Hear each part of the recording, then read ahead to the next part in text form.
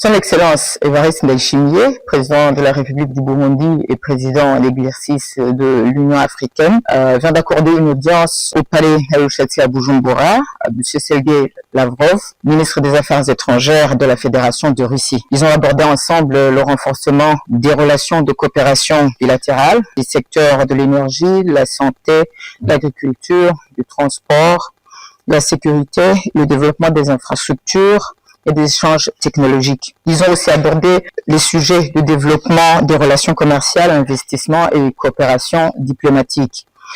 Le ministre Lavrov était également porteur d'une invitation de son Excellence Vladimir Poutine à son homologue le président Évariste Ndayishimiye, une invitation pour le 3e sommet Russie-Afrique qui aura lieu en octobre de cette année. Son Excellence, le président de la République, a accepté l'invitation à ce sommet qu'il va co-présider en sa qualité de président exercice de l'Union africaine.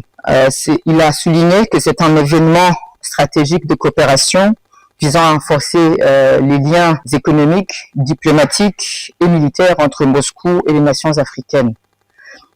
Son Excellence, le président de la République, a indiqué qu'il va porter la voix de l'Afrique, d'une Afrique qui souhaite construire des partenariats solides fondés sur le respect mutuel et les bénéfices partagés. Abordant la question de la réforme du Conseil de sécurité de l'ONU, son Excellence le président de la République du Burundi, président de l'exercice de l'Union africaine, a réaffirmé que l'Afrique demande une représentation permanente et non permanente plus juste au Conseil de sécurité afin de corriger une injustice historique.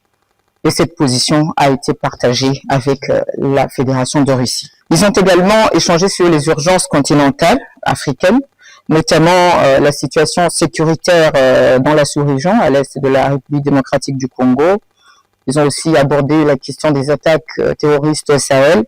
Et sur ces questions, ils ont convergé sur la nécessité de soutien aux initiatives africaines de paix, selon le principe des solutions africaines aux problèmes africains et le respect bien sûr de la souveraineté des États et l'intégrité territoriale. À ce même chapitre des urgences africaines, une autre urgence continentale était au menu des échanges, la riposte contre le virus Ebola, souche Bundibugyo.